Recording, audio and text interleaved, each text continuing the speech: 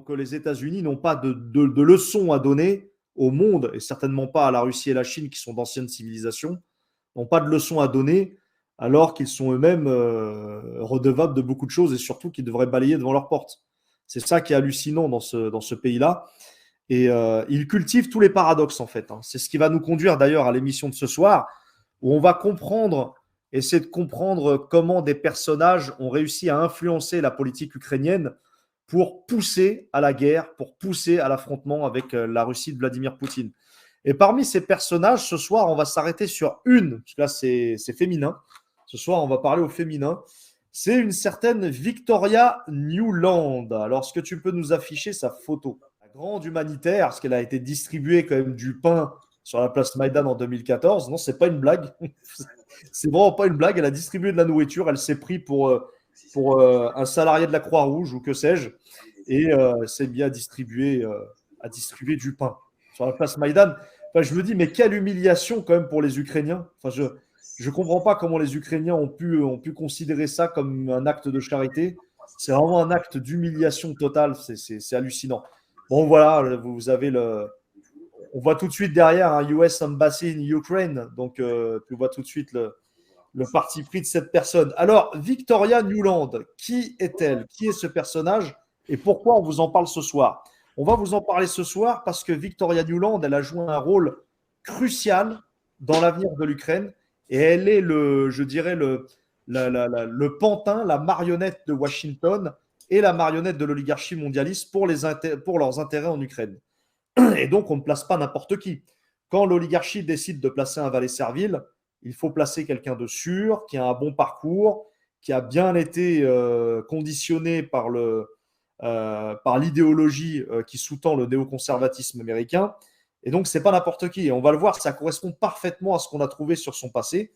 Alors, Victoria Nuland, donc c'est Victoria Nudelman, je précise. Elle a changé de nom de famille, en fait, parce que le véritable nom de famille de Victoria, c'est Nudelman. Ça me fait rire. Vous pensez bien que ce n'est pas un nom de famille catholique ni protestant. Donc Victoria Nudelman, donc la famille Nudelman. Alors qui est la famille Nudelman? La famille Nudelman, en fait, il faut savoir que ses grands-parents descendent de réfugiés ukrainiens. Elle est donc, de par sa filiation, d'origine ukrainienne. Donc voilà, comme vous voyez, Victoria Nuland est de confession juive et descend d'une famille ukrainienne par son père. Et son père, c'est pas n'importe qui, c'est Sherwin Nuland. Sherwin Nudelman, Shepsel Ber Nudelman. Donc, monsieur Sherwin Nuland a changé son nom. Bon, aux États-Unis, il doit sûrement avoir leur décret Crémieux, je ne sais pas, mais en tout cas, quelque chose qui y ressemble. Et donc, voilà, et lui-même descend donc de parents juifs ukrainiens immigrés. J'ai voulu préciser ça dans sa biographie, parce qu'encore une fois, quand l'oligarchie place un valet servile quelque part, c'est pas n'importe qui et c'est pas n'importe quoi. C'est-à-dire qu'on place quelqu'un qui a un certain contexte, un certain parcours. Donc, quoi de mieux que quelqu'un qui descend d'une famille ukrainienne pour aller justement représenter les affaires mondialistes en Ukraine, tout simplement. Voilà.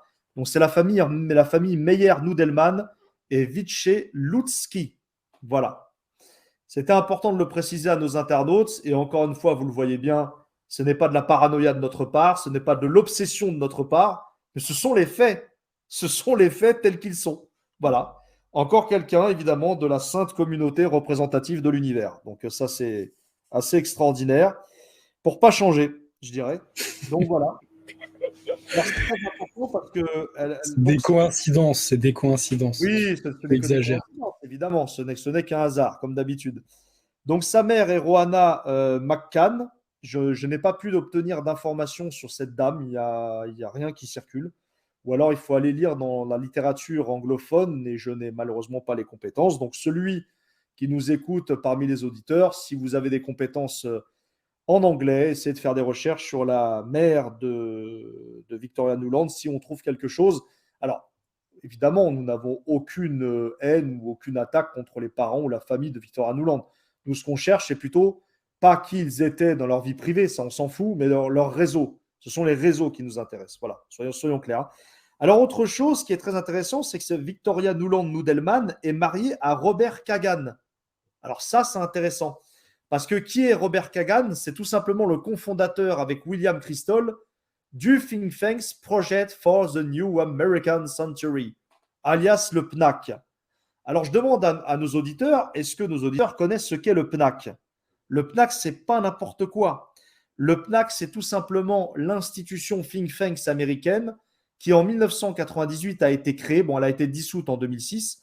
Elle a été créée, en fait, pour redéfinir les frontières géopolitiques et l'avenir politico-militaro-industriel des États-Unis dans le monde. Voilà, c'est tout simplement ça, le PNAC. Et c'est le PNAC, d'ailleurs, qui a encouragé différentes administrations américaines à se lancer dans la guerre contre Saddam Hussein et la guerre en Irak. Et dans le PNAC, ce qui est très intéressant, est-ce que tu peux nous présenter, s'il te plaît, Redouane, la fiche Wikipédia du PNAC? Elle est très synthétique, elle est suffisante. On ne va pas montrer tous les documents du PNAC, ça sera un peu long, mais juste comment dirais-je, la fiche du PNAC, parce que je la trouve intéressante, juste pour vous montrer les noms très extraordinaires de lumière que l'on va voir dans ce groupe. Hein.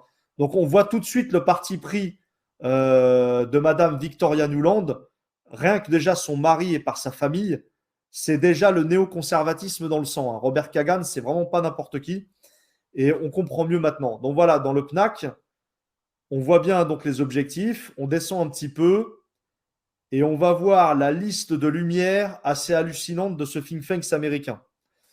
On se rappelle, hein, le PNAC, c'est Elliot Abraham, c'est Daniel Pipes, c'est comment il s'appelle, ça va me revenir quand je vais voir son nom. Voilà, on descend. Il y a aussi l'American Enterprise Institute, j'avais oublié d'en parler, hein, qui a fait partie des membres fondateurs, des institutions fondatrices du PNAC. Hein. Alors évidemment, les époux Clinton sont mêlés dans cette affaire. Donc voilà, en descendant un petit peu, il y a des noms très très intéressants. Donald Rumsfeld, est-ce que vous vous souvenez de Donald Rumsfeld? Donc c'est monsieur, alors c'est le monsieur de Monsanto. Hein. Il a bossé pour Monsanto et il a bossé surtout pour. C'est lui en fait qui a mis en avant et qui a commercialisé. Alors c'est quoi le produit dangereux là dans les chewing-gums et dans les trucs sucrés là, Redouane? Si tu pourrais me rafraîchir ma mémoire, j'ai oublié. Et l'aspartame. L'aspartame, c'est Donald Rumsfeld qui a commercialisé l'aspartame dans le monde. C'est assez hallucinant. Hein. Donc on a des gens comme ça. On a Steve Forbes qui fait partie du PNAC. Steve Forbes, hein, vous le connaissez, hein, le classement Forbes, ça vient de lui.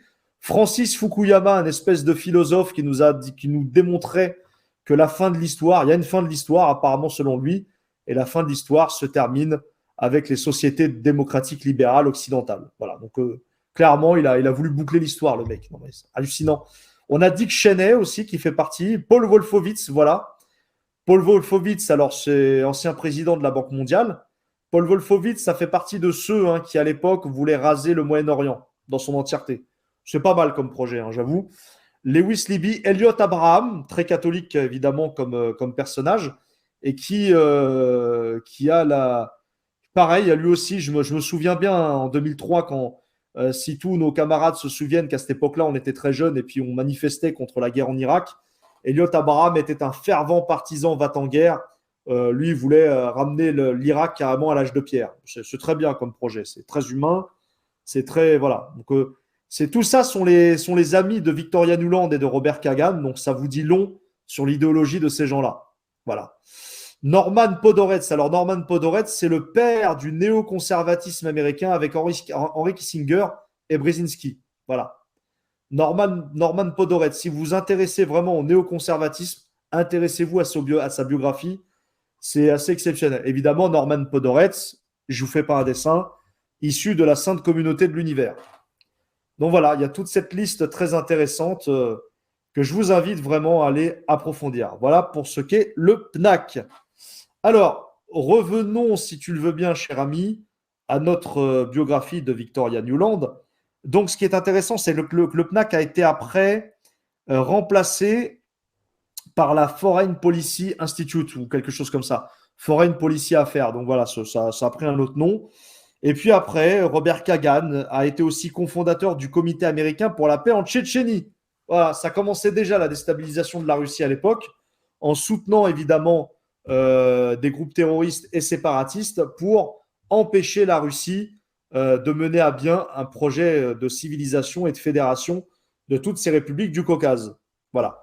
Alors, je vois que Zbigniew Brzezinski est comment dire, partie prenante dans cette histoire aussi. Ben, totalement. Totalement. Mais comme à son habitude, hein, Brzezinski est un fervent partisan du néoconservatisme. Et Brzezinski fait partie des théoriciens, des grands théoriciens avec Henry Kissinger, de la géopolitique américaine. Voilà, de définir quelles sont les idéologies, quels sont les objectifs à long terme, comment faire qu'en sorte que l'empire américain règne sur le monde pendant des siècles et des siècles. Donc voilà, ce sont des gens comme ça, ils sont complètement tarés, hein, ce sont des gens pathologiques. Ça, faut bien comprendre. Regardez la vie de Zbigniew Brzezinski. D'ailleurs, Brzezinski, on le retrouve avec les Moudjahidines à l'époque, qui n'étaient pas encore les talibans, où il nous a fait tout un speech sur la liberté, les droits de l'homme en Afghanistan contre les méchants soviétiques. On voit bien que finalement, la haine anti-russe, ça date pas d'aujourd'hui. Hein. C'est de très, très longue date, hein, la russophobie occidentale.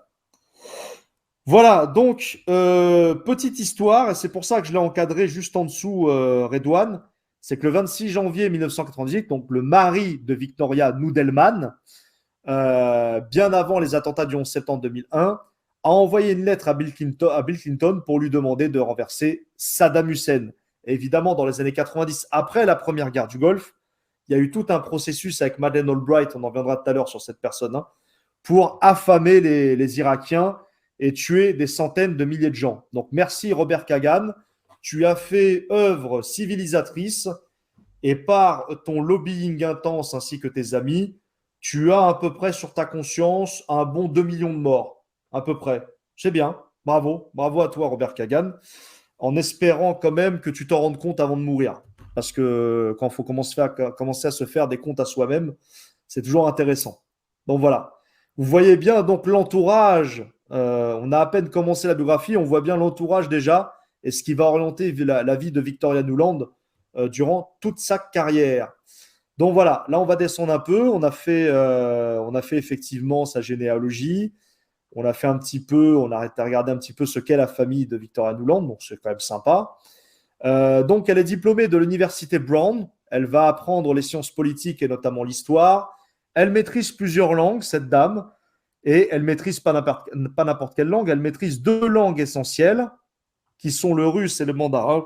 Donc évidemment, 2 langues qui vont lui permettre de déstabiliser et de lutter contre les intérêts russes et chinois principalement. Mais le français, alors je me suis posé la question, c'est vrai que très souvent, après la Russie et la Chine, peut-être le pays européen qu'il faudrait le plus mater, le plus serviliser, j'ai envie de dire, c'est bien la France. Je ne suis pas étonné que cette dame parle français, parce que la France, il faut qu'on se le rappelle quand même, Redouane, c'est qu'avant que le traître Sarkozy réintègre la France dans le commandement, intégré de l'OTAN, voilà, il faut quand même savoir que la France avait quand même une politique plus ou moins neutre dans le monde, et surtout à l'époque de De Gaulle, notamment en 1966, quand De Gaulle a chassé l'OTAN de France et a voulu avoir une politique de pays de non-alignés. Et je pense que c'est à partir de cette période... Jusqu'à même récemment, finalement, Chirac et Villepin, bon, on peut leur reprocher plein de choses, mais ils s'étaient opposés à la guerre en Irak. Et il y a un côté comme ça, en effet, chez une partie, on va dire, des Français et puis de leur classe politique, c'est-à-dire que, en tout cas, jusqu'à il y a peu, il n'y avait pas un alignement systématique sur les États-Unis. Il y avait une forme même de contestation, en vérité, de l'impérialisme américain. Et donc, en effet, c'est tout à fait logique que cette femme, si c'est un agent de déstabilisation, se soit intéressée aux langues russes, mandarin et français. Effectivement. Et on peut nommer d'ailleurs le très célèbre Cercle de l'Oratoire qui a fait le boulot de sape en France pour rendre l'anti-américanisme invisible. Parce qu'effectivement, comme tu dis, une grosse partie de la population française, surtout pendant la Deuxième Guerre du Golfe, était très, très anti-américaine. Et il a fallu donc au travail de sape des médias mainstream au service de l'oligarchie et des think tanks comme la Brookings Institution, l'Atlantic Council et surtout la French American Foundation et le Cercle de l'Oratoire pour faire un travail de sape. Et d'ailleurs, dans le Cercle de l'Oratoire, on retrouve Glucksmann, on retrouve Bernard-Henri Lévy, etc., etc. Toujours les mêmes fauteurs de troubles. Hein. C'est-à-dire, les mêmes fauteurs de troubles que tu retrouves en France, tu les retrouves en Ukraine. Ceux dont on avait parlé la dernière fois, voilà, sur les précédentes émissions. Pour ceux qui ne les ont pas vues, vous pouvez revenir dessus. La dernière en date qu'on avait fait avec Oligarchy Watch, on l'a divisé en 4 parties. Voilà. Et si vous voulez avoir un condensé de l'agent BHL, il y a même nos amis d'Oligarchy Watch qui ont fait un documentaire dont on a partagé les liens à l'intérieur de nos dernières vidéos. Donc allez voir si vous voulez revenir là-dessus. D'ailleurs, Excuse-moi de non, il t'avoir. n'y a pas de souci. C'est bien que tu parles de BHL parce que Victoria Nuland connaît BHL, hein, a rencontré plusieurs fois Bernard-Henri Lévy dans le cadre de la Yalta européenne stratégique. Alors, je répète à chaque fois ce qu'est la Yalta européenne stratégique parce que depuis qu'on a commencé cette série sur l'Ukraine, c'est une institution mondialiste qui a vraiment un poids considérable, hein, dans la crise actuelle, hein.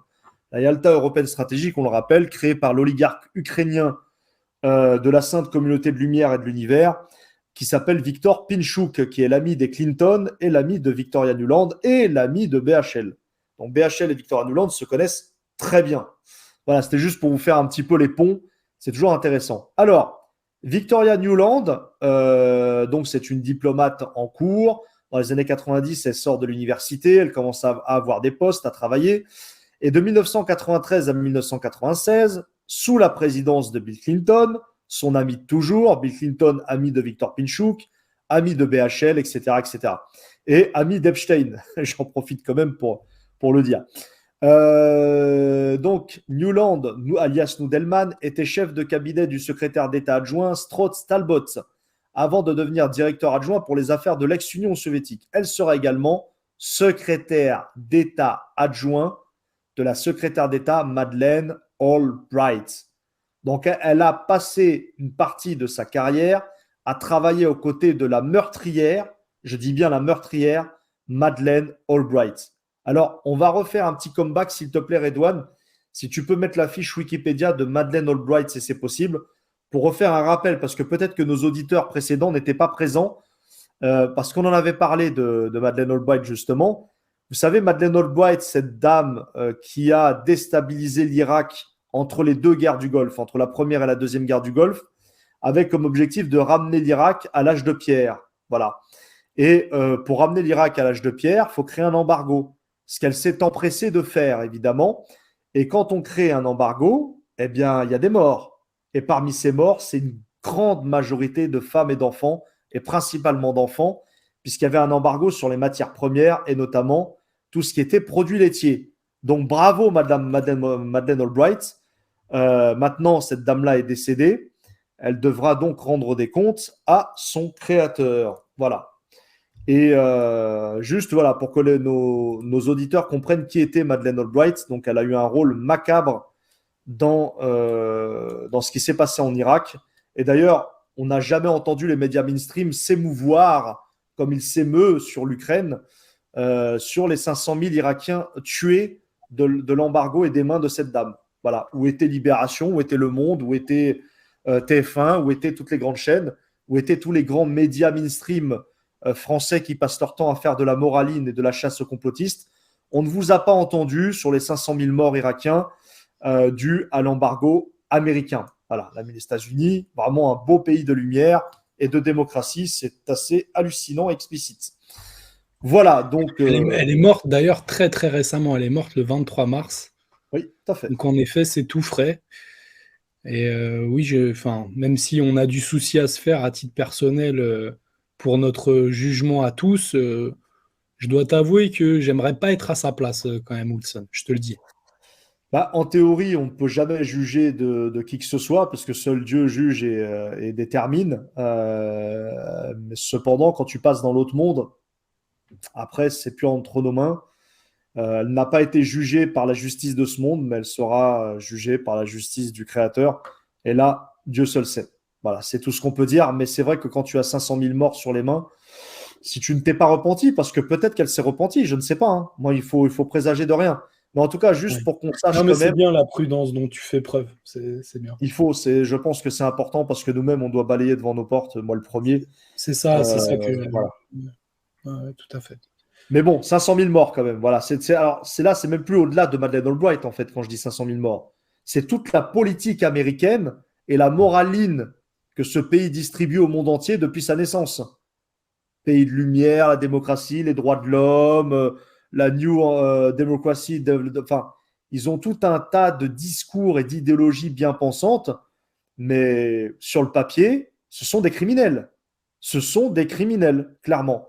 Donc voilà avec qui Victoria Nuland a travaillé dans sa jeunesse. Bravo Victoria. tu es une femme exceptionnelle. Quand on a comme mentor Madeleine Albright et Bill Clinton, effectivement, ça présage de très très belles choses et on voit ce que ça donne en Ukraine aujourd'hui. Voilà. Ce que ça a donné en Serbie, ce que ça a donné au Yémen, ce que ça a donné en Syrie aussi. Bravo Victoria, continue comme ça. Je pense que la famille Noudelman doit être fière de toi, vraiment. Alors, on continue notre périple. Donc, après son passage avec Madeleine Albright, on découvre qu'entre 1999 et 2000, elle a été invitée au CFR, Council Foreign Relations, en tant que chercheuse. Alors, chercheuse de quoi? Je voudrais bien le savoir. Donc, j'ai été fouiller un petit peu. En fait, ce fait, la source qui révèle qu'elle a participé au CFR nous provient de sa biographie de la Brookings Institution que j'ai mis normalement en fin de document. Tu as le lien, Redouane, sur la Brookings Institution. Et dans la Brookings Institution, voilà, normalement, on trouve sa petite biographie rapide. C'est ça qui est bien avec les institutions mondialistes et du nouvel ordre mondial, c'est qu'on trouve quand même toujours des trucs qu'on ne trouve pas ailleurs. Donc voilà. Voilà, c'est juste en haut, hein, donc l'université d'Yale aussi, et puis on distingue bien quand même sa participation au New Endowment of Democracy aussi également, on en parlera tout à l'heure, et comment dirais-je, au CFR. Ou alors je me suis trompé, c'est peut-être sur un autre lien. Mais je crois que c'est un autre lien en fait. Je t'ai dit des conneries. Bon, c'est pas grave, j'en reviendrai tout à l'heure. En tout cas, il est sur un des liens que j'ai mis, hein, ça me reviendra. En tout cas, voilà, aussi pareil, les réseaux Soros, elle connaît très bien Georges Soros, je vais en revenir tout à l'heure. Voilà, de 2003 à 2005, Victoria Nudelman a été la principale conseillère adjointe en politique étrangère du vice-président Dick Cheney, exerçant un rôle influent pendant des années où les États-Unis ont envahi et occupé l'Irak. Donc tu vois, elle a été à bonne école avec Madeleine Albright. Et quand tu travailles pour le vice-président Dick Cheney, eh ben c'est pareil, tu es empreint de néoconservatisme. Dick Cheney, c'est quand même lui qui est à la base, qui est à la base du forcing irakien. Sans Dick Cheney, je ne pense pas que les États-Unis seraient intervenus comme ils sont intervenus en Irak. Dick Cheney a joué un rôle très très trouble. Alors je ne me suis pas intéressé encore à la biographie complète de Dick Cheney. Je sais qu'il y a Jacques Cheminade qui a beaucoup travaillé avec Lyndon LaRouche sur Dick Cheney. Et je pense que si vous allez sur le site de Solidarité Progrès, vous pourrez découvrir de belles pépites sur Dick Cheney. Donc n'hésitez pas à faire vos propres recherches. Voilà. Ensuite, de 2005 à 2008, pendant le deuxième mandat du président George Bush, donc George Bush Junior, le George Bush, vous savez, le George Bush qui a des illuminations. Voilà. Dieu lui aurait parlé en lui demandant d'aller envahir l'Irak. Et parce que, en tant que sioniste évangélique et sioniste chrétien, et oui, ça existe, hein, le christianisme sioniste, eh bien, il s'est senti pousser des ailes en tant que chevalier pour aller défendre la démocratie et les droits de l'homme. 500 000 morts, 500 000 enfants au passage, c'est la démocratie et les droits de l'homme. Donc, en Irak, exporter la démocratie. Elle a été donc, pendant cette période-là, ambassadrice des États-Unis auprès de l'OTAN. On voit déjà son parti pris et son amour inconditionnel pour l'OTAN. Donc, ça a été une constante dans sa vie, ça. Donc, à Bruxelles principalement, et elle s'est concentrée sur la mobilisation du soutien européen à l'occupation américaine en Afghanistan. Donc, les Afghans apprécieront. Tous les Afghans dont des membres de leur famille ont été tués par des drones injustement. Énormément de civils. Hein. On n'a pas fait l'état des lieux, Redouane. Je ne sais pas si éventuellement tu aurais des chiffres. Je n'ai pas recherché là-dedans. Mais je pense que c'est assez hallucinant le nombre de civils tués en Afghanistan sous les bombes des drones américains. Oui, c'est énorme, c'est énorme. C'est énorme, particulièrement sous Obama. Exactement. Et on n'a pas vu de drapeau afghan dans les mairies françaises. Je n'en ai pas vu, moi. C'est pas pareil. Ah, oui, c'est différent. L'Ukraine étant la deuxième patrie des droits de l'homme de l'univers, on peut pas comparer. Non, puis c'est loin, tout ça, enfin, tu comprends. Oui, puis ça a toujours été instable. Déjà, oui, mon frère me dit c'est pas des blancs.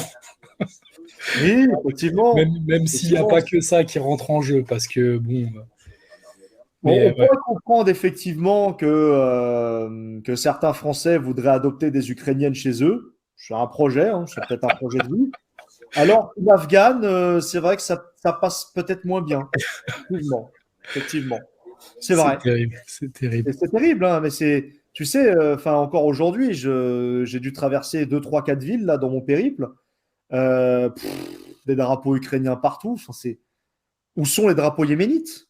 Où sont les drapeaux irakiens? Où sont les drapeaux serbes? Où sont les drapeaux en fait de tous ces pays qui ont été bombardés par les États-Unis d'Amérique? Nulle part, nulle part.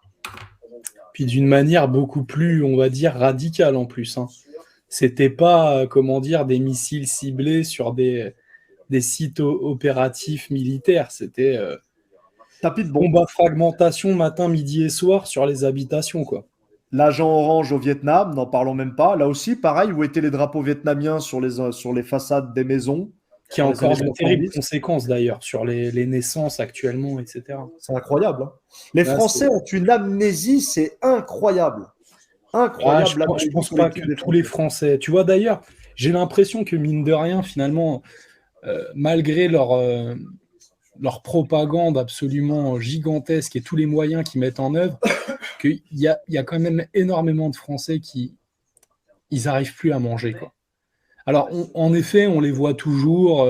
En fait, on voit les plus zélés d'entre eux et les moins, on va dire, pudiques qui affichent toujours leur reconnaissance vis-à-vis du nouveau, de la nouvelle problématique soulevée par la narration, que ce soit Black Lives Matter, que ce soit l'Ukraine ou que ce soit encore le Covid précédemment.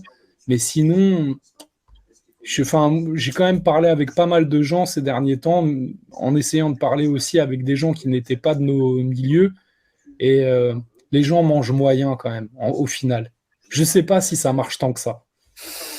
T'es optimiste. J'aimerais avoir ton optimisme, mais il faut être optimiste hein, de toute façon. Mais c'est vrai que moi, du côté de mon entourage, je peux t'assurer qu'ils ne sont pas légion, ceux qui Ah, sortent de la religion ambiante, hein, l'ukrainisme, hein, qui est une religion en devenir, avec un dogme, des prêtres, notamment et puis des temples religieux, hein, que sont les préfectures, les stands de la Croix-Rouge.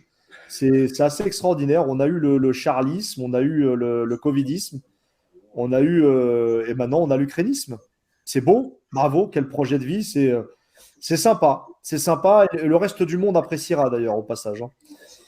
ouais. Et voilà, mais c'est une tristesse absolue, tu vois, c'est une tristesse absolue. Mais effectivement, tu as Mm. raison. Il y a quand même une minorité en France, et Dieu merci qu'elle existe, qui a quand même compris que tout ça était une belle mascarade et que ça passe de moins en moins bien. Effectivement. Tant mieux, tant mieux, tant mieux. Enfin, et puis oui, après, bon, je me fais pas d'illusions, hein. En effet, on n'est pas suffisamment nombreux. On n'est jamais suffisamment nombreux à avoir un petit peu de recul par rapport à tout ce qu'on essaye de nous faire bouffer. Mais, mine de rien, alors, on n'en est peut-être pas à l'origine, mais il y a quand même beaucoup de gens là qui s'interrogent sur Internet et qui posent les bonnes questions et qui font que bah, ça a forcément à un moment donné une influence sur le français du quotidien. En tout cas, je l'espère. Et puis, bah ouais, je suis comme toi, hein, je constate malgré tout qu'on est trop peu nombreux, hein, mais Nous l'espérons. Espérons que ça change très rapidement. Alors, j'ai voulu souligner un fait important dans la biographie de Victoria Nuland, ou Delman, excusez-moi. C'est ce qui s'est passé en Libye. Il y a quelque chose de pas anodin du tout ce qui s'est passé en Libye. Alors la Libye, c'est pareil, hein. Là aussi, je n'ai pas vu des drapeaux libyens dans les frontons de mairie, mais passons. 20 000 Libyens tués sous les bombes de l'OTAN et principalement de l'armée de l'air française. Je crois aussi que pareil, les Français ont très peu de souvenirs que des rafales ont bombardé des sites militaires libyens, mais pas que. Et un jour, j'espère qu'un jour une enquête sortira. J'espère qu'un jour une commission d'enquête pourra sortir pour voir à quel niveau l'armée française s'est rendue coupable de crimes de guerre en Libye. Et de là, peut-être que Bernard-Henri Lévy et Sarkozy pourront être jugés pour crimes de guerre. On l'espère, hein. On l'espère en tout cas. Et Victoria Nuland a participé à ce marasme, à ce fiasco qu'est qui est le théâtre d'opération en Libye, puisque sous sa responsabilité, l'ambassadeur américain en Libye, Christopher Stevens, a été assassiné par des milices. On ne sait pas pourquoi, on ne sait pas comment, mais en tout cas, c'était sous sa responsabilité. Et il se trouve, et c'est ça qui est très intéressant à l'heure, si tu veux, où on nous fait la morale sur le groupe Wagner, Wagner ceci, les mercenaires russes, les méchants mercenaires au Mali, les méchants mercenaires en Ukraine, etc. Mais c'est très étrange que, pareil, encore une fois, les Français ont la mémoire courte. Tout le monde devrait se rappeler de Blackwater, quand même. Parce que l'invention du mercenariat moderne provient quand même du monde anglo-saxon. C'est là où, en fait, où il y a 2 poids, 27 mesures. On nous parlait de Wagner toute la journée. Ben, il se trouve, en fait, qu'il y a eu un contrat passé avec une société de sécurité privée, des mercenaires britanniques. Le groupe s'appelle Blue Mountain. Donc là, je demande à nos auditeurs de faire leur recherche sur Blue Mountain. Je n'ai pas approfondi parce que ça demanderait aussi un travail conséquent. Il faut faire de l'investigation. Donc, si vous connaissez ou si vous avez des dossiers sur Blue Mountain, alors j'ai trouvé la référence sur le site de Solidarité Progrès que l'on salue au passage parce qu'ils font quand même assez des choses intéressantes sur tout ce qui est le monde anglo-saxon et notamment la Grande-Bretagne. Donc, Blue Mountain, voilà, qui a été agréé par le gouvernement américain et qui était absent ce jour-là. Voilà, on a allez-y, c'est free, vous pouvez assassiner l'ambassadeur. On n'est pas là, on a pris une pause clope. Très bien, c'est magnifique. Donc voilà, Blue Mountain. Vraiment intéressez-vous à ce groupe-là parce que c'est un des groupes parmi toute une tentacule, hein, des mercenaires, il y en a dans le monde entier. Et c'est incroyable à quel point on se focalise sur Wagner. Moi, je n'ai pas entendu le Monde des Libérations se focaliser sur Blue Mountain, sur Blackwater, sur d'autres groupes comme ça, qui eux ont du sang sur les mains et ont massacré des civils. Mais bon, c'est pas grave, ce sont après tout des groupes de la liberté, des droits de l'homme et de la lumière universelle. Je pense que c'était important de le préciser parce que l'assassinat en Libye a été très trouble et il y a eu, je pense à mon avis, une intervention du Deep State dans cette histoire et sûrement un règlement de compte. Et Victoria Nuland en est la principale responsable. Voilà. Alors en 2013, donc, elle est nommée secrétaire d'État adjointe aux affaires européennes et eurasiennes, et c'est là que va commencer le périple, la mascarade, la pièce de théâtre en Ukraine avec Victoria Nuland. Et là, vous allez le voir, autant regarder un sketch des Inconnus avec Jésus de le retour, c'est exactement la même chose. Hein. Il distribue des pains sur le marché, c'est pareil pour Victoria Nuland. Donc voilà, c'est assez extraordinaire. Donc, une fois qu'elle a son poste à responsabilité de s'occuper de l'Eurasie, elle aura tout le loisir de tout faire pour déstabiliser la Russie et la Chine. Pas oublier la Chine aussi.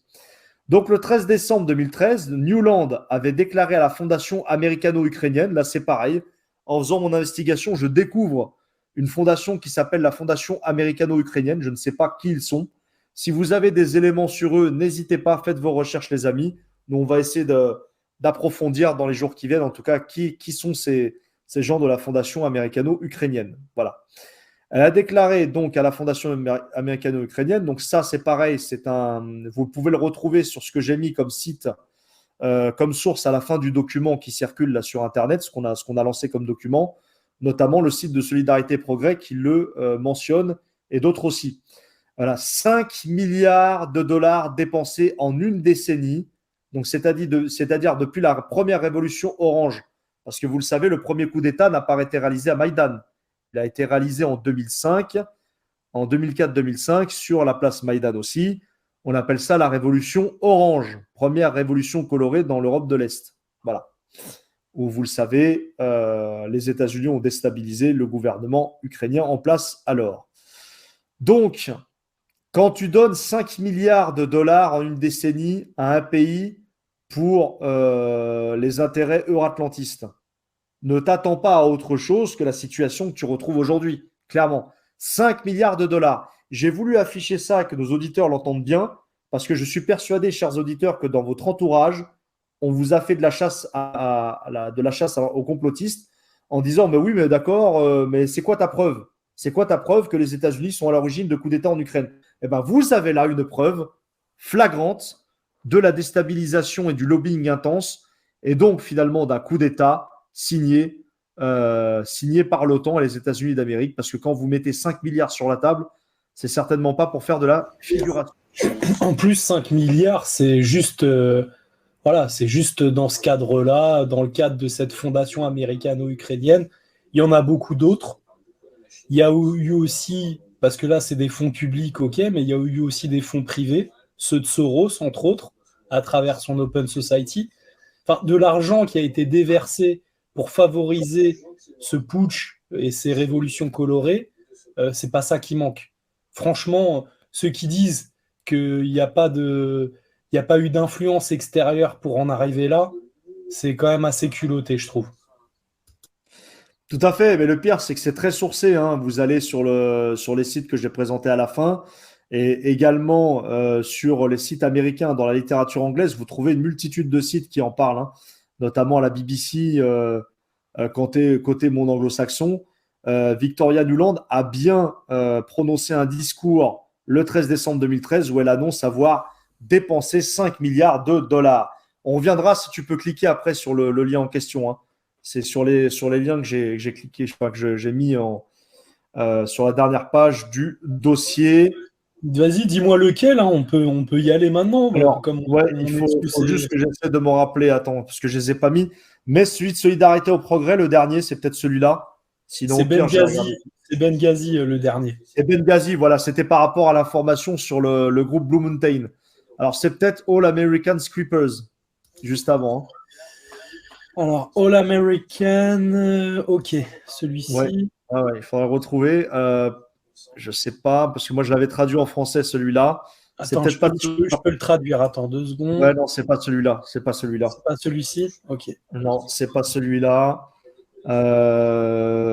Bon, en tout cas, quoi qu'il en soit, il y a les liens. C'est-à-dire que les auditeurs, si vous voyez ce document qu'on a mis, hein, ce document, on va le mettre en fichier joint de cette émission et dans le descriptif.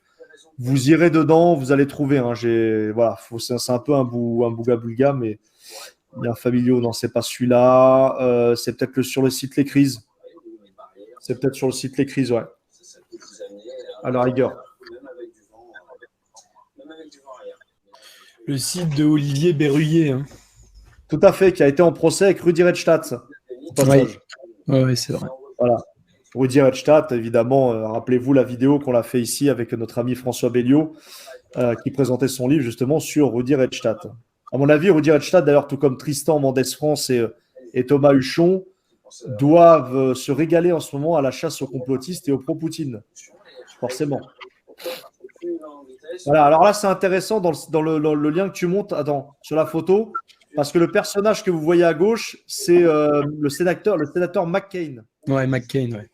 Le sénateur McCain qui a été aussi foutre un bordel pas possible en Ukraine. Et le même McCain, je crois, dans les mêmes années, c'est celui qu'on retrouve constamment sur Hong Kong, notamment quand il y a eu les manifestations sur Hong Kong, qui, je vous le rappelle, ont été encadrées et financées par Soros en partie. Et on a retrouvé le sénateur McCain à Hong Kong en train de négocier tranquillement avec les leaders de la contestation contre le gouvernement chinois. C'est magnifique, hein. Lui c'est pareil. Là où il y a une merde, il est dans le coin.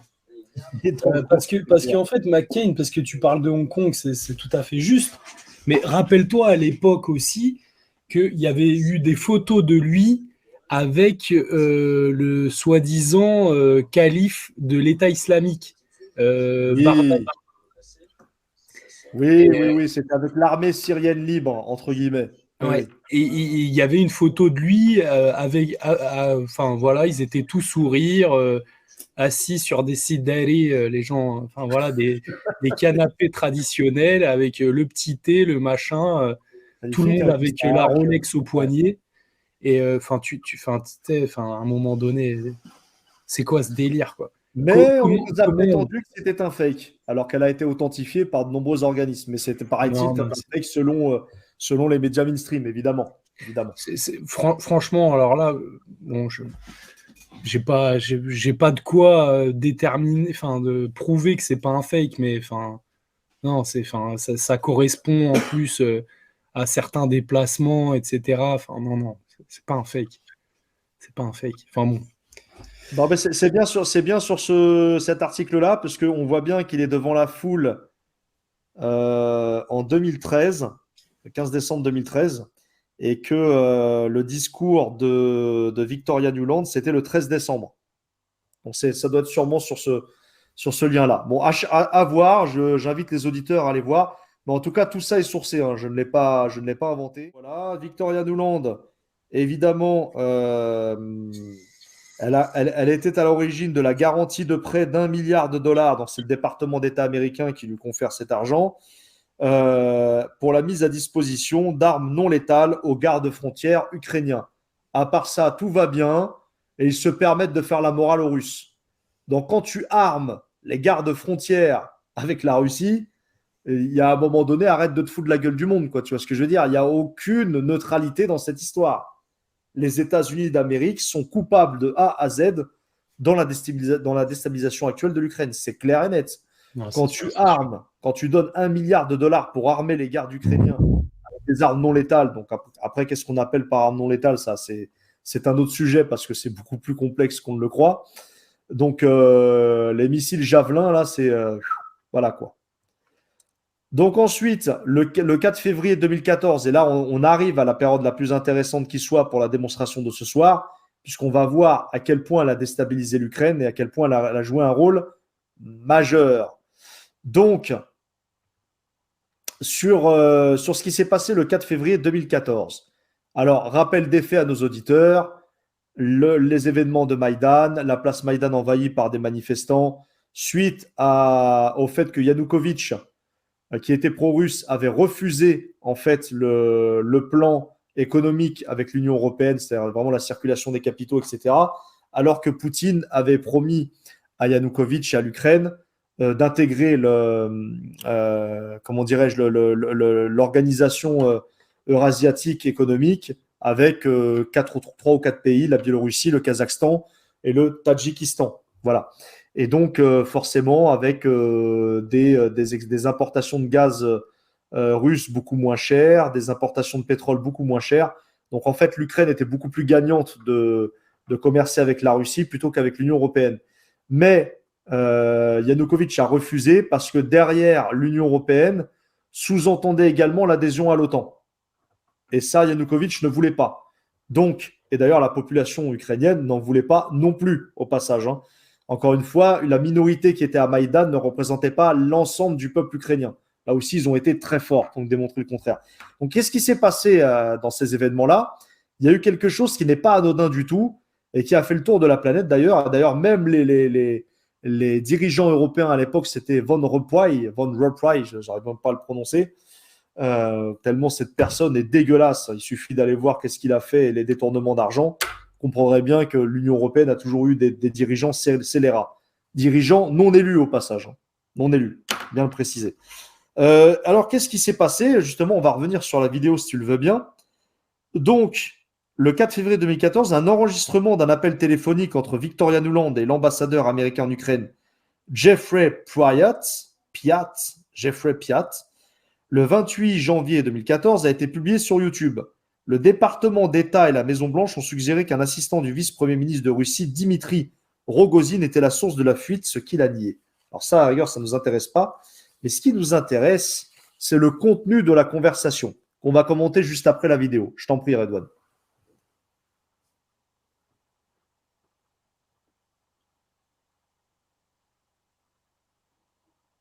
What do you think? I think we're in play. The Klitschko piece is obviously the complicated electron here, especially the announcement of him as deputy prime minister. And you've seen some of my notes on the troubles in the marriage right now. So we're trying to get a read really fast on where he is on this stuff. But I think your argument to him, which you'll need to make, I think that's the next phone call we want to set up, is exactly the one you made to Yachts. And I'm glad you sort of put him on the spot on where he fits in this scenario. And I'm very glad he said what he said in response. Good. So I don't think Klitsch should go into the government. I don't think it's necessary. I don't think it's a good idea. Yeah, I mean, I guess you think what in terms of him not going into the government, just let him sort of stay out and do his political homework and stuff. I'm just thinking in terms of sort of the process moving ahead, we want to keep the moderate Democrats together. The problem is going to be Tony Book and his guys. And, I'm sure that's part of what Yanukovych is calculating on all of this. I think Yats is the guy who's got the economic experience, the governing experience. He's the guy, what he needs is Klitsch and Tony Book on the outside. He needs to be talking to them 4 times a week. I just think Klitsch going in, he's going to be at that level working for Yatsenyuk. It's just not going to work. Yeah, no, I think that's right. Okay, good. Well, do you want us to try to set up a call with him as the next step?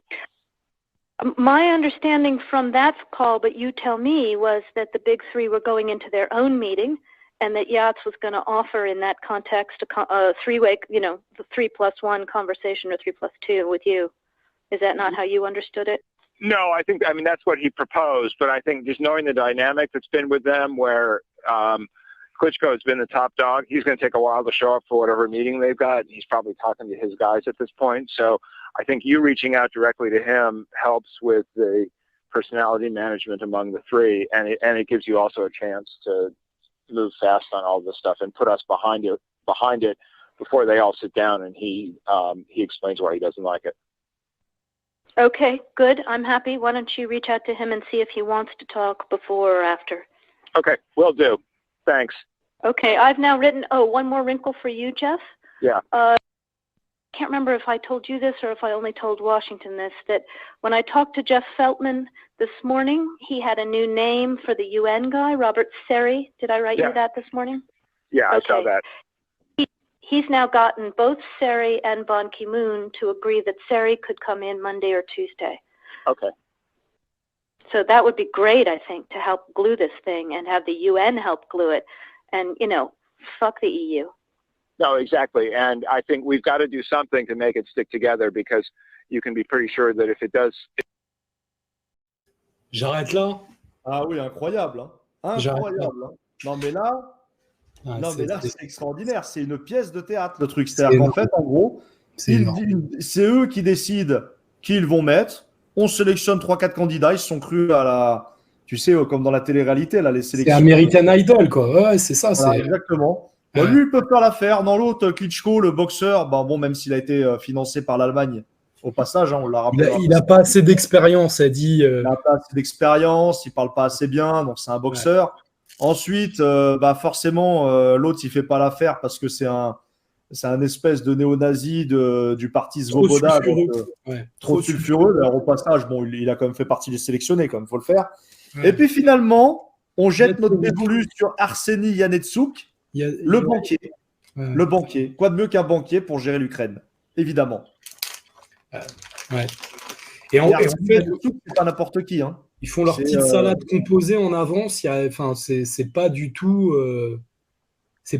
des choses qui se mettent en place comme ça par un concours de circonstances et par le fait qu'il y en ait un qui soit plus talentueux que l'autre ou qu'il soit plus reconnu publiquement. C'est vraiment eux qui utilisent les différents acteurs et qui vont choisir lequel ils vont faire monter ou pas, quoi. Avec qui on peut discuter, etc. Quoi. C'est ça. C'est ça. C'est des sélectionneurs, des réalisateurs des réalisateurs de pièces de théâtre. C'est magnifique. Et Arseny Yanetsuk, banquier d'affaires, plongé dans la corruption et membre de la Yalta européenne stratégique, proche de l'oligarque Viktor Pinchuk, donc de Bill Clinton, Hillary Clinton et tous ceux qu'on avait cités, hein, le général Wesley Clark, etc. Donc, ce qui me fait halluciner là-dedans, excuse-moi de t'interrompre, ce qui me fait halluciner, c'est que, tu sais, des fois, en tant que complotiste, on essaye de s'imaginer des fois comment ça se passe, tu vois, comment ils décident d'un certain nombre de choses. Et puis, avoir ce genre d'enregistrement, c'est extrêmement rare. Hein. Moi, j'en ai pas j'en ai pas entendu tant que ça, des enregistrements à ce point-là parlants, quoi. Et où, en fait, on les entend parler de leur petite salade et comment ils vont composer le truc, en fait, même dans les rêves les plus fous d'un complotiste, c'était plus subtil que ça. Enfin, moi, en tout cas, je me disais, non, c'est pas de cette manière-là qu'ils parlent, c'est bien, enfin, il y a plein de plans, les uns à côté des autres, et puis en fonction, ils orientent un petit peu, mais je pensais pas que c'était, si tu veux, qu'ils avaient une influence à ce point-là et qu'ils en parlaient entre eux si librement. Tu vois ce que je veux dire ou pas? Enfin, moi, ça m'a fait complètement halluciner, quoi. Et puis l'arrogance de dire derrière que c'est la faute des Russes, que c'est les Russes qui ont inventé qu'on trouvait ça pour faire de la fuite, etc. C'est assez quand même hallucinant, encore une fois. C'est la faute des Russes. C'est-à-dire, je me tords la cheville, c'est les Russes. Je grille un stop, c'est les Russes. Non, mais faut arrêter 2 secondes les conneries à un moment donné. Et le pire, c'est qu'elle est restée en poste. Rien. Strictement aucune excuse aux États européens.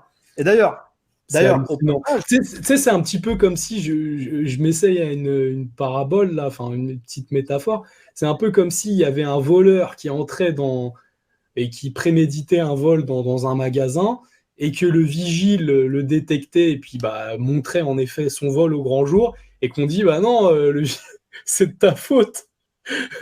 On accuse le vigile parce qu'il a montré qu'il y a eu vol, quoi, ou tentative de vol. C'est hallucinant. C'est hallucinant. Hein. C'est hallucinant. Et tout le monde gobe le narratif, tout va bien dans le meilleur des mondes, jusqu'à que Yannetsiouk, puisque elle a jeté son dévolu sur lui, puisque fuck les autres et fuck l'Union européenne, est devenu Premier ministre d'Ukraine normal, tranquille, en 2014. Donc en fait, il n'a pas été nominé par le président de l'époque, alors que n'était pas Poroshenko encore, qui était Yutchenko, je crois.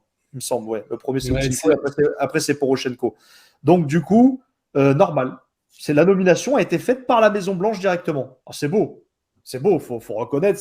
Mais à part ça, il n'y a rien eu. C'est le peuple qui, dans un élan de solidarité, a voulu désigner la propre dirigeant. Comme le dit BHL, hein, c'était beau, tu vois. J'ai vu un peuple motivé. J'ai vu un groupe extrêmement déterminé. Non, mais une pièce de théâtre, le truc. C'est hallucinant. Hallucinant. C'est vrai que c'est fou, quoi. D'ailleurs, j'aimerais que Redstadt nous réponde à tout ça, réponde à nos arguments. Ça serait intéressant de l'entendre là-dessus. Et donc, voilà. Donc, fuck de Yahoo. Alors, fuck de Yahoo, parce que ça a eu des conséquences, mine de rien. Mais des conséquences, finalement, absolument pas dramatiques, puisque ça a été passé sous silence. Ça a eu des conséquences dans la relation diplomatique pendant quelques mois, et c'est tout. Donc voilà. C'était comme les surveillances des conversations de Hollande, de Merkel, etc. par la NSA. Bon, au départ, ils font les offusqués, ils font comment ça? Je croyais qu'on était des alliés, etc. Et puis bon, 3 semaines plus tard, c'est oublié, on passe à autre chose. C'est oublié, en fait, il s'est juste dit, maintenant, en fait, on est des sous-merdes et on est traités comme tels. Mais il accepte, il leur demande. Donc, mais c'est le rôle d'une serpillière, c'est essuyer la merde par terre. C'est ça, en fait. C'est ça, le valet Serville sert de serpillière et il en est fier. Et il en demande, il en redemande, c'est ça le pire, il en redemande. Alors, c'est pour ça que là, si tu descends un petit peu la biographie, j'ai fait un petit encadré, donc pour étudier, regardons voir la réaction de ce qui s'est passé. Comment on réagit l'Union européenne après ce fuck de l'Union européenne. Donc voilà. Eh ben, le porte-parole politique étrangère de l'UE, c'était qui à l'époque? C'était Catherine Ashton, hein, c'était pas Van der Leyen. Elle a déclaré que l'UE ne ferait aucun commentaire sur une conversation présumée divulguée. Non, mais là c'est le foutage de gueule. En fait, tu as la preuve, mais non, il faut encore que tu doutes pour faire passer encore une fois le méchant russe qui est intervenu dans le processus. Ils sont hallucinants. Le jour suivant, Christian Wirtz, porte-parole adjoint du gouvernement et chef adjoint du bureau de presse et d'information du gouvernement fédéral allemand, donc là, c'est les Allemands qui ont réagi en premier, évidemment, puisque ce sont eux les maîtres de l'Union européenne, a déclaré que la chancelière allemande Angela Merkel a qualifié la remarque de Newland d'absolument inacceptable. Bah, tu vois, ça me fait penser à ce que tu disais avec Hollande. Ouais, sur le moment. Puis une semaine après, à mon avis, ils prenaient le café ensemble. Clairement. Bon, du foutage de gueule. Car en fait, le valet Serville accepte de se faire insulter et une semaine après, il va aller boire un café avec son bourreau. Il n'y a pas de... C'est magnifique. Bah, il faut reconnaître que c'est magnifique. C'est extraordinaire. Ah, le monde occidental, il est vraiment féerique, en fait. Je m'aperçois que c'est Disney, en fait, le truc. La défense. Il y a des Non, chances. c'est terrible parce que, tu vois, c'est malgré tout ce qu'on peut dire et le fait qu'on s'en amuse là ce soir, c'est quand même eux, au niveau international, et qui nous représentent. Enfin, tu vois, pourquoi on est tombé si bas dans l'estime des populations étrangères, des gens des autres pays? Nous qui avions un capital sympathie quand même assez important à l'époque de De Gaulle, c'est parce qu'en fait, on a plus que des serpillères qui salissent finalement leur honneur, mais également l'honneur des Français avec, quoi. C'est problématique, hein. Mais ça, c'est toute la mouvance du soft power américain en France, hein, qui nous amenait à cet état de fait de servilité, hein. De la French American Foundation jusqu'à la participation à des Français au Bilderberg. Il ne faut pas s'étonner qu'aujourd'hui, la France est un pays serpillière. Quand vous avez Henri de Castries, qui est français, je vous le rappelle, un français, c'est lui qui est en charge au Bilderberg de sélectionner les élites mondiales. Donc tu sais que la France, ça y est, elle s'est vendue. Depuis la disparition de De Gaulle, la France a disparu sur la scène internationale. Clairement. Quand je dis la France, c'est la République, évidemment.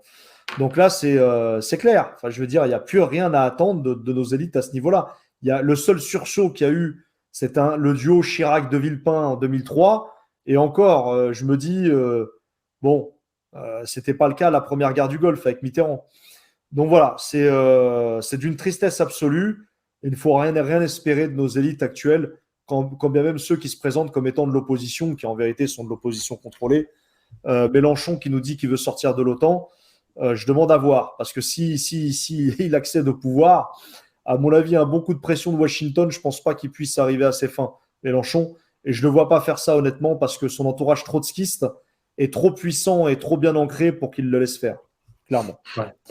Après, bon, je te reprends quand même sur un terme. Tu as utilisé le terme élite pour les qualifier. Fausse élite, pardon. Excuse-moi. Choses qu'ils ne sont pas. Non, non, mais c'est qu'un détail, parce que j'ai très bien compris la teneur de ton propos. Mais c'est vrai que le langage, comme disait Upinski, c'est quand même quelque chose de précis. Et si on ne veut pas se faire mystifier, il faut le maîtriser un minimum et l'utiliser à bon escient, quoi.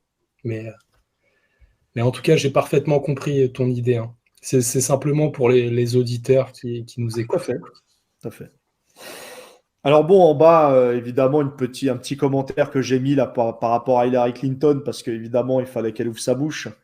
Une fois qu'elle a fui Trump et qu'elle n'était plus, elle n'était plus en poste de secrétaire d'État en 2017,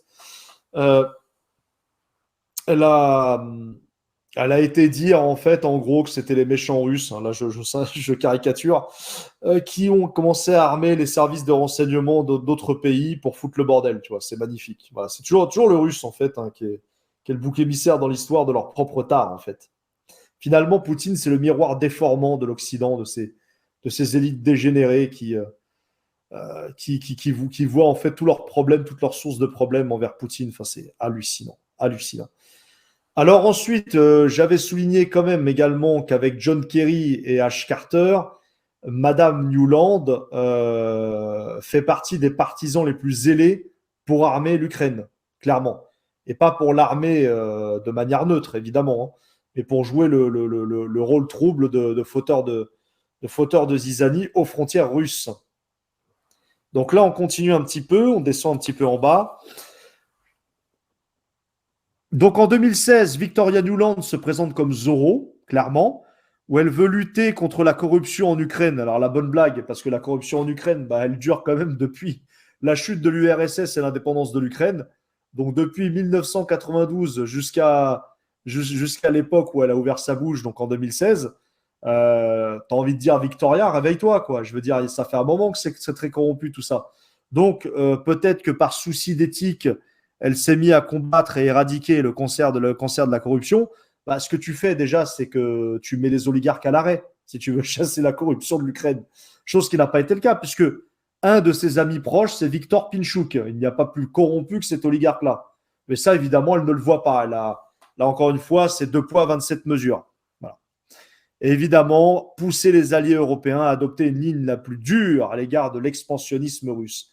Là aussi, quelle blague Mais quelle blague! Mais qui est dans l'expansionnisme? La Russie ou l'OTAN? Si on fait le comparatif des cartes, la Russie n'a pas agrandi son territoire à part la Crimée. Seule la Crimée est revenue dans le giron de la Russie. Puisque le Suite à un Donbass référendum en plus. Hein. suite à un référendum. Alors que l'OTAN, son expansion, est-ce que c'est suite à un référendum? Absolument pas. Est-ce que les peuples ont eu leur mot à dire? Absolument pas. Ce sont les gouvernements serpillères à la solde de l'OTAN et de Washington qui ont fait rentrer leur nation dans le concert de l'OTAN. Mais là, encore une fois, 2 poids, 27 mesures. Et j'aimerais que les grands moralistes nous expliquent cette défaillance, au passage. Donc ensuite, on continue. Victoria Nuland, évidemment, a quitté son poste à l'arrivée de Trump. Le méchant Trump arrive, évidemment. Bon, même si moi, je considère que Trump, c'est une autre faction oligarchique, mais c'est un autre débat. Ceci dit, il a eu le mérite au moins d'avoir sorti tous ces cancers-là de la Maison-Blanche au moins pour 4 ans. C'est déjà quand même pas mal. Donc voilà, elle quitte donc immédiatement, avec l'arrivée de Trump, son poste en pouvoir. Voilà. Donc, pendant ce temps-là, elle a été directrice du Center for a New American Security. Donc, c'est encore une fois un think tank, ça la au moins de nœuds à la sauce néoconservateur. Donc, c'est un groupe de réflexion bipartisan, c'est-à-dire en fait OTAN et Union européenne. Donc, voilà, pour accroître encore une fois la puissance de l'Union européenne, comment dirais-je, l'aura de l'Union européenne et de l'OTAN au sein des pays encore en voie d'acquisition pour l'OTAN, notamment l'Ukraine. Voilà. Donc de janvier 2018 à février 2019. Ensuite, le 3 mai 2021, Biden arrive au pouvoir. Elle devient sous-secrétaire d'État pour les affaires politiques. Donc ce qui la met numéro 3 en diplomatie américaine. Elle est donc très bien placée dans le gouvernement Biden. Elle a donc beaucoup plus de pouvoir pour évidemment semer la zizanie et le trouble. Et surtout, dans ces années-là, elle devient membre du conseil d'administration de la National Endowment for Democracy. Alors, rapidement, Radouane, si tu le veux bien, à nos auditeurs, qu'est-ce que la National Endowment for Democracy? Eh bien, c'est un service du département d'État américain qui est en bise-bise avec les réseaux Soros, avec l'Open Society, pour répandre les lumières démocratiques dans le monde obscur de ce qu'on appelle les sociétés fermées. Voilà. Eux, ils se considèrent comme les sociétés ouvertes. Et la National Endowment for Democracy arrive et irrigue. Tu vois, c'est comme si ils arrivaient dans ton quartier, Redouane, et ils irriguent ton quartier, tes rues de lumière, de la démocratie. Tu vois, et puis tu te lèves un matin, en fait, tu te retrouves démocrate. On s'en passera. C'est un concept. C'est un concept. Donc voilà, évidemment, je synthétise énormément. On ne va pas rentrer dans l'explication. C'est pas l'objectif de ce soir. Simplement pour vous dire en fait que la National Endowment for Democracy a un très très grand rôle dans la déstabilisation et dans les révolutions dites de couleur. Évidemment, elle est présente. Regardez, il suffit de lire les pays en dessous. Vous comprendrez pourquoi. Biélorussie, Chine, Cuba, France, Irak, Nicaragua, la France, encore une fois. Tu vois, c'est ce qu'on se disait tout à l'heure, cher ami. Donc l'Ukraine, le Venezuela, le Venezuela évidemment, la Serbie, la Russie, la Pologne. Voilà, donc il faut être présent dans des pays qui peuvent être déstabilisés à tout moment pour établir la paix, les droits de l'homme universels et la lumière des lumières, qui ne dit pas son nom. Et tout ça en relation, évidemment, et en partenariat avec l'Open Society de George Soros. Chiffre d'affaires, vous le voyez là, hein, c'est assez hallucinant, 135 millions et 500 000 dollars américains en 2009, donc ça remonte un petit peu à un moment. Donc voilà, les fondateurs, Allen Weinstein, je ne vais pas vous faire un dessin, Weinstein, vous avez bien compris. Allen Weinstein, allez voir sa biographie, c'est très croustillant, ça sera un petit peu long à expliquer. Donc voilà, et tout ça évidemment en partenariat avec la CIA. Que c'est beau la démocratie quand c'est en partenariat avec la CIA. C'est beau, c'est vrai, c'est beau. Hein, je reconnais, c'est s'allier en fait avec des services secrets qui sont à la base désignés pour assassiner des gens. J'avoue, c'est une forme de démocratie. Je le reconnais. Je le reconnais, c'est une forme de démocratie. Donc voilà, la NED a été une source de déstabilisation intense dans de nombreux, très, très nombreux pays. Encore une fois, vous voyez des noms passer, hein, Ralph Maurice Goldman, bon, je ne vais pas vous faire un dessin. William Bloom, bon, ça aussi, très, très français, c'est très, voilà, c'est très démocratique. C'est un nom démocratique. Même le nom, il fait penser à la démocratie. C'est extraordinaire. Voilà, tout ce beau monde vont agir en conséquence dans des pays dits, entre guillemets, de la société fermée. Voilà. Parce que dans la tête de George Soros ou des gens de la NED, vous avez la société ouverte et ses alliés, et vous avez la société fermée qui est le diable en personne. Ceci dit, William Bloom écrit que cet organisme a été créé spécialement pour servir de substitut à la CIA. Oui, tout à fait. Il a été objectif sur cette question-là. Non, c'est peut-être quelqu'un d'honnête. Oui, mais moi, attention, je ne dis pas le contraire. C'est possible, c'est fort possible qu'il le soit. Parce que l'ancien directeur de la CIA, William Colby, déclarait en 82 dans le Washington Post à propos du programme de la NED, « Il n'est pas nécessaire de faire appel à des méthodes clandestines. Nombre des programmes qui étaient menés en sous-marin peuvent désormais l'être au grand jour et par voie de conséquence sans controverse. » Donc voilà le rôle de ce qu'a très bien décrit Bloom en parlant de substitut à la CIA. Voilà.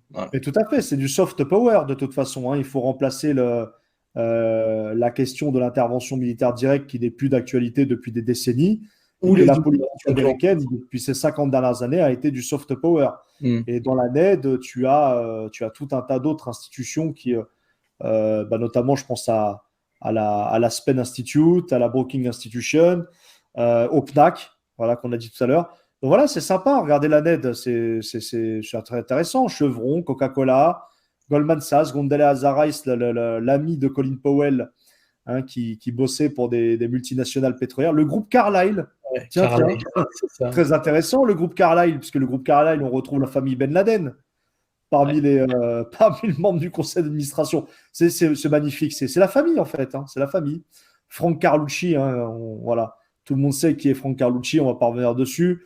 Paula Dobrowski, Smith Richard Foundation et la John Olin Foundation, évidemment, toujours des associations comme ça qui sont autour de ce genre d'institutions, telles des vautours. Voilà, donc pour ceux qui s'intéressent, d'ailleurs la NED a fait partie des financements indirects, tu sais, aux syndicalistes anglais qui avaient préparé en fait en France l'infiltration du milieu syndicaliste, et notamment la création de forces ouvrières. Oui. C'est magnifique ça aussi au passage. Donc la CIA a eu toute une période en France d'intense activité. Tant qu'il y avait De Gaulle, ils n'étaient pas tranquilles. Non, ils ont bien bossé en effet. Alors, on va revenir, si tu veux, parler des opérations Gladio en Italie, etc. Oui, les stand behind, évidemment. Les stand behind. Voilà, mais là aussi, c'est pareil. Tu vois, les Français sont pris d'amnésie générale concernant les réseaux Gladio. Parce que je pense que de plus en plus de Français sont au courant de l'existence des réseaux Gladio. Là, maintenant, c'est plus de secret pour personne. Il suffit quand même de s'intéresser un minimum. Donc, en mars 2022, là, on est dans la crise ukrainienne. Alors, est-ce que tu pourrais nous montrer, s'il te plaît, avant que je passe à l'actualité donc de Victoria Nuland, c'est-à-dire en 2022 et les événements actuels, est-ce que tu pourrais nous mettre, s'il te plaît, la vidéo, parce que c'est quand même magnifique à regarder, pour nos auditeurs, pour la beauté de l'acte, la distribution de produits alimentaires de Victoria Nuland sur la place Maïdan. Parce que je trouve ça magnifique. Tel un bon samaritain. Je cherche. Voilà. Ça me rappelle Kouchner avec le sac de riz. Nuland, c'est la même chose avec le sac de pain. Je trouve ça beau. Je voudrais que nos auditeurs profitent de l'image, en fait, de ce qui s'est passé à Maïdan et avec quelle humiliation le peuple ukrainien a été traité par les Américains. Je ne comprends pas comment les gens ont pu acquiescer à ça, quoi. C'est hallucinant. Hallucinant. Allez, on se fait plaisir.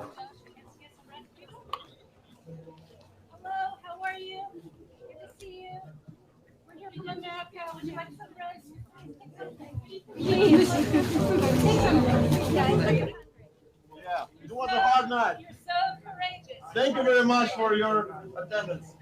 Please, have some bread, guys. Yeah. Yeah? You're welcome. Where's Jeff? There he is.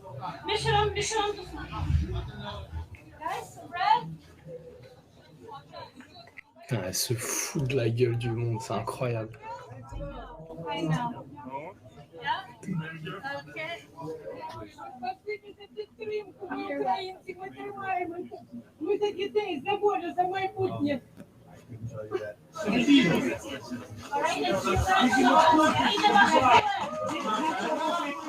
Aux flics aussi.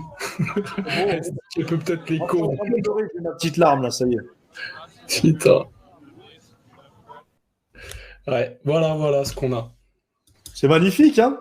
C'est fantastique. C'est On fantastique. rappelle quand même qu'elle a, avec sa copine Madeleine Albright, 500 000 enfants irakiens morts. Et elle distribue du pain sur la place de Maïdan.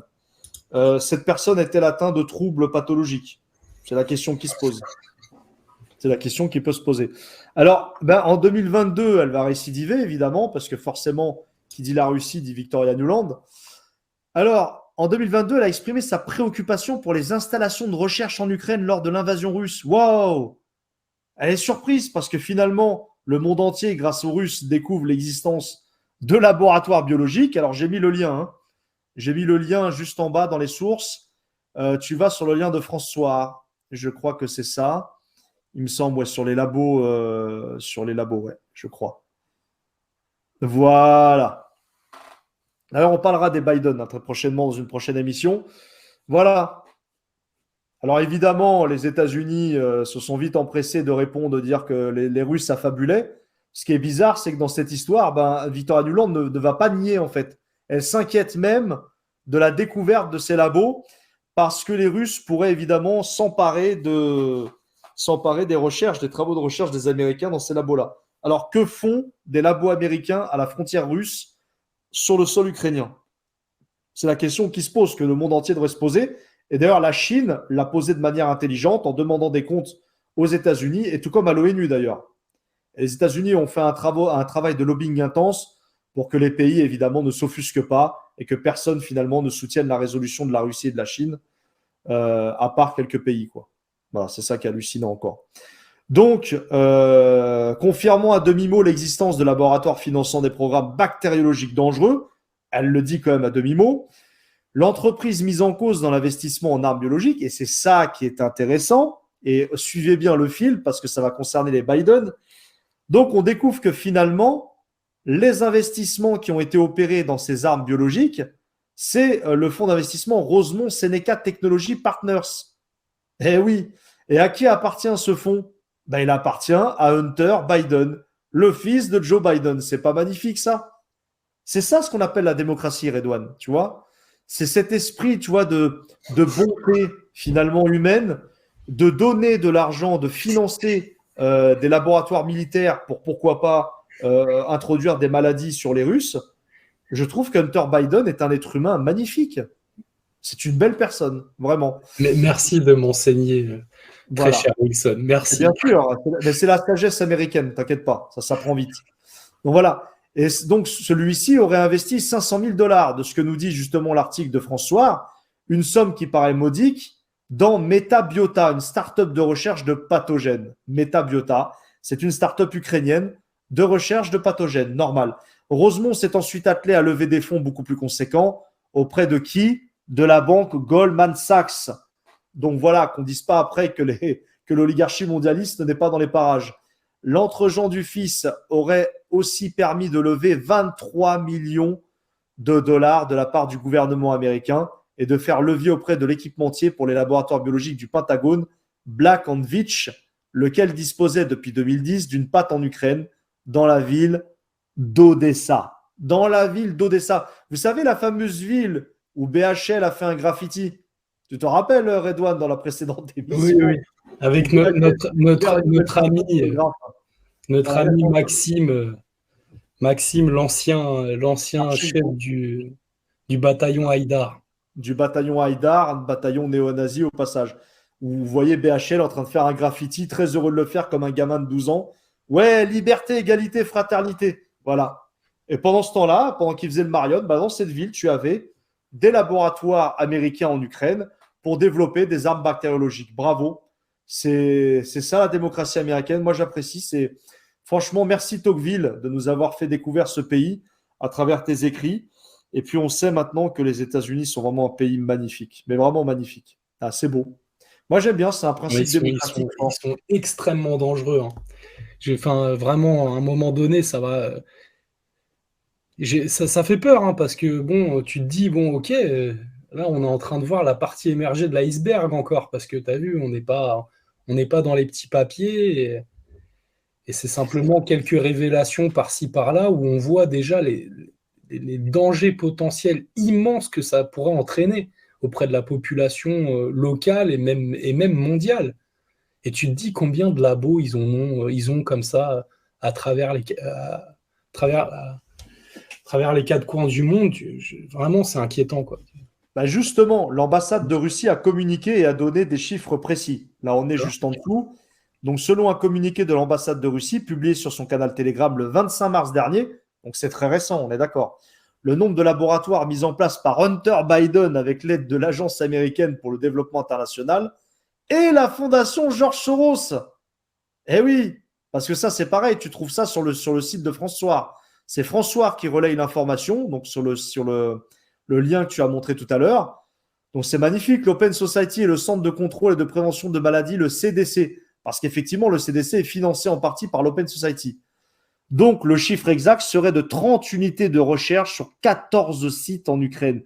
14 sites. Pourquoi les États-Unis investissent massivement sur le sol ukrainien? C'est la question qu'il faut se poser. Et je comprends l'inquiétude des Russes. Quant au financement, pour la seule période de 2018 à 2020, il s'élèverait à 32 millions de dollars.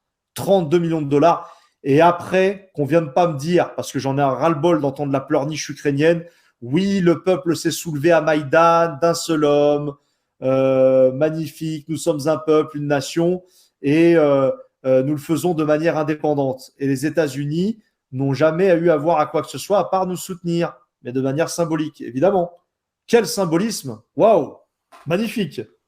D'ailleurs, je ne sais plus sous quelle présidence c'était, mais à un moment donné, je sais que c'était sous Poroshenko, je crois.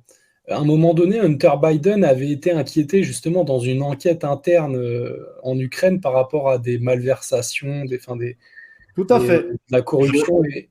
Et le père Biden était intervenu en On met la appelant. pression sur un magistrat. Alors Ouais. ça, justement, on en parlera à la prochaine émission, mais tu fais bien d'en parler parce que pas plus tard que tout à l'heure, j'avais relu le papier que je prépare pour la prochaine émission.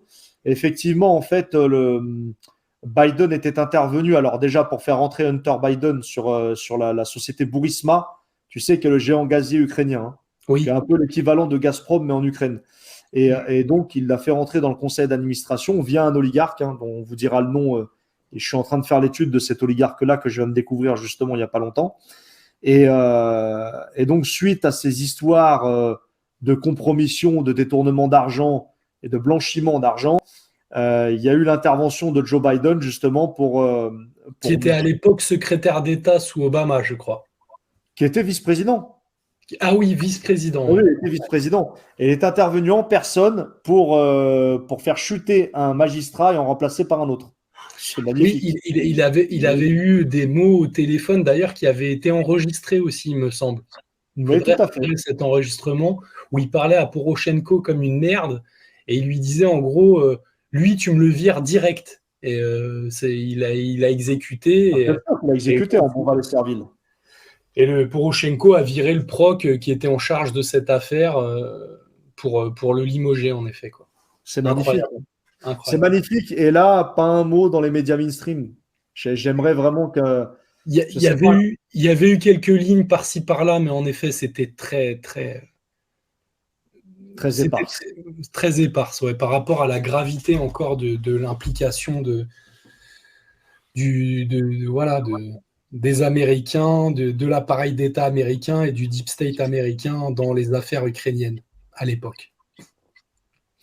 Alors, peut-être que justement, pour introduire à la prochaine émission sur la famille Biden, je t'ai envoyé quelques éléments, peut-être les montrer à nos auditeurs, juste par humour. Un petit peu d'humour, ça fait pas de mal à la fin. Hunter ou Joe Biden, tu sais, bon voilà, Israël Valley, Time of Israel, enfin tu vois de quoi je veux parler. Peut-être quelques éléments à donner à manger à notre conscience et à nos auditeurs, parce que je trouve ça intéressant. Donc voilà ce qu'on vous prépare pour la prochaine émission chers internautes, sur la famille Biden. Vous allez voir, c'est un petit croustillant juste avant. Parce que Hunter Biden, vous allez voir, c'est un aventurier. Hein. C'est un aventurier, carrément. Voilà, les amis. Ben, écoutez, on en a fini avec la biographie de Victoria Nuland. On va peut-être quelques minutes commenter un peu tout ce qu'on a lu, tout ce qu'on a démontré. Bah, tout d'abord, peut-être dégager quelques caractéristiques, Redouane, de cette dame. C'est-à-dire qu'en fait, finalement, c'est toujours les mêmes réseaux. Finalement, c'est toujours le même mode opératoire, je trouve, hein, que la plupart des sous-secrétaires d'État ou des ambassadeurs ou des gens qui ont des postes diplomatiques à la Maison-Blanche. Et c'est toujours cette manière et cette arrogance de voir le monde, finalement, depuis la Maison-Blanche. Ouais. Oui, bah là, tu as tout à fait bien résumé. Bon, on a affaire à un empire déclinant, mais qui ne veut pas lâcher, en fait, ses dominiums. C'est Poutine qui disait ça très bien, mais d'où vous vient cette arrogance? Comment se fait-il qu'après, justement, toute la sphère d'influence que vous êtes en train de perdre, la manière dont on était en train de révéler vos combines, vos malversations, le fait que les gens soient, malgré tout, à l'échelle internationale en tout cas, de plus en plus conscients de la malfaisance de cet État et de ses dominions, comment se fait-il que vous soyez aussi encore si sûr de vous et si à l'aise pour mentir et voilà, et parader de la sorte, quoi. C'est incroyable, quoi. C'est ça, mais c'est parce qu'il y a une idéologie à tenir et qu'il faut la tenir coûte que coûte, même s'il faut faire tomber en fait des gens dans son propre camp. Et il ne recule devant rien, mais vraiment devant rien. Tu vois, ces gens-là, hein, quelle que soit la faction à laquelle ils appartiennent, il y a toujours l'objectif d'encercler la Russie. Il y a ce fil conducteur aussi avec la Russie qui est hallucinant et qui date pas d'hier. Hein. Ouais. La Russie a toujours été finalement l'État-nation par excellence qui s'oppose peut-être sur le projet civilisateur à cet empire thalassocratique qu'est le monde anglo-saxon. Je précise, c'est une biographie qui est non exhaustive. Hein. Elle est à compléter, évidemment. Elle n'est pas complète. Elle n'est pas complète. Elle est simplement synthétique. Bah, en moins de 2 heures, on ne peut pas faire le tour comme ça. Ah non, absolument pas. Il y a pratiquement le triple à parler sur Victoria Nuland, mais on a donné les grandes lignes et les grandes lignes qui nous paraissaient importantes.